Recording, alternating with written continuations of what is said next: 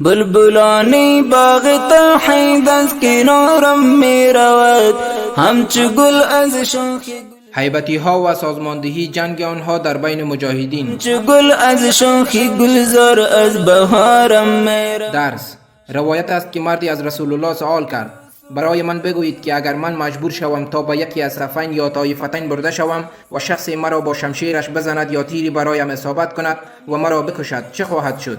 رسول الله فرمود آن شخص به گناه خودش و گناه تو گرفتار می شود و از جمله دوزخیان خواهد بود. صحیح مسلم. پس همسنگران مؤمن و برادران مجاهد فی سبیل الله هوشیار باشید نشود که مبادا مسیر پاک جهادتان نعوذ بالله به خاطر قدرت طلبی و منافع شخصی دیگران تغییر جهت کند دنیا و آخرتتان خراب گردد. مبادا صادق ترین ها از جمع ما و شما ناحق کشته شوند. میدانید کسی را که دستش به قتل یک مسلمان دخیل گردد مورد نفرین الله متعال قرار می گیرد. پس از این گناه کبیر عذر کنید تا از نفرین شدگان نشوید. ما مجاهدین شمال در راه جهاد علیه اشغالگران خارجی و نوکران آنها متحد و یکپارچه جنگیدیم و بهترین همسنگرانمان را قربانی دادیم. هجرت کردیم و مجروح شدیم، یعنی راهمان مشترک است و قربانیمان نیز مشترک است. پس به هیچ کس اجازه ندهیم تا ما را متفرق سازند و در مقابل هم به جنگ بکشانند. صلاح به دست گرفتن یک مجاهد علیه مجاهد دیگر گناه در برابر فرمان مقدس الهی و توهین به شهدای راه آزادی است. مجاهدی که دستورات کشتن یا زندانی ساختن دوست و همسنگر خود را میپذیرد راه خطا را انتخاب میکند.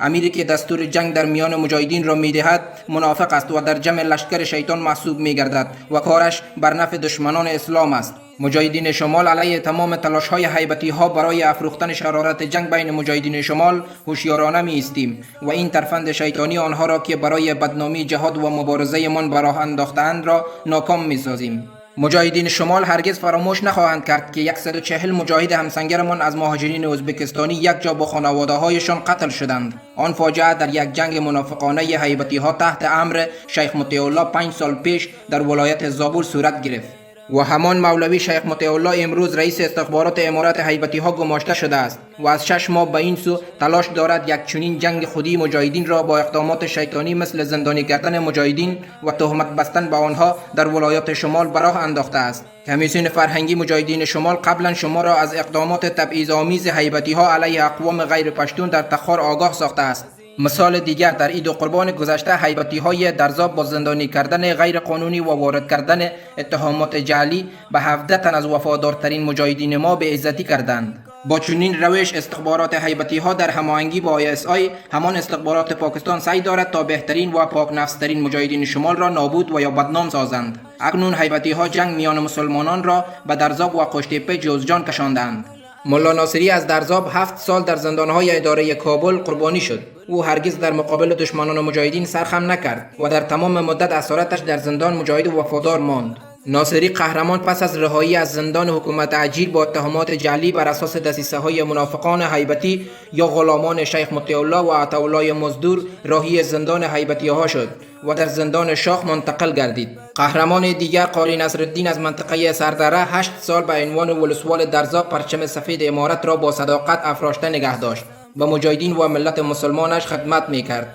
وی مدت 8 سال در زندان بگرام درد و شکنجه روحی جهادش را تحمل کرد، ولی بعد از رهایی از این زندان قبل از اینکه طعم شیرین آزادی بچشد و به آغوش خانواده و همسنگرانش ملحق گردد مولوی شیخ مطیع الله شماری از نوکران پشتونش را فرستاد تا قاری نصرالدین شجاع را ببندند و زندانی کنند. هیبتی های ناخلف برای نابودی مجاهدین واقعی برخی افراد نادان و پولدوست را اجیر کردند که از جمله محمد شریف، مولوی رسول، مولوی فیض الباری و مولوی یوسف می باشند که همگی به یک آفت نابود کننده یعنی جنگ بین مجاهدین آلوده شدند و این افراد به علمای مجاهد و جهادی شمال اعلان جنگ دادند. شبکه جنگ طلب هیبتی ها ظلم و ستم را از ISI پاکستان آموختند و اکنون مأمور شدند و باید آتش نفاق و جنگ را بین مجاهدین شعله‌ور سازند.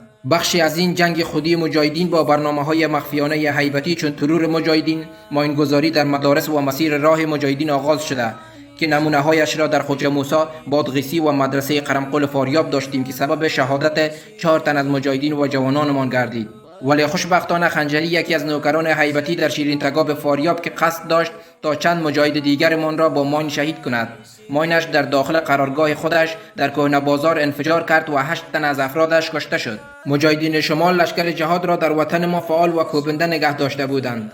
در حالی که هیبتی ها به خاطر استفاده جویی از گمرکات به جای داغ کردن سنگرهای جهاد مصروف ذخیره کردن پولهای گمرکات و مالیه ها بودند.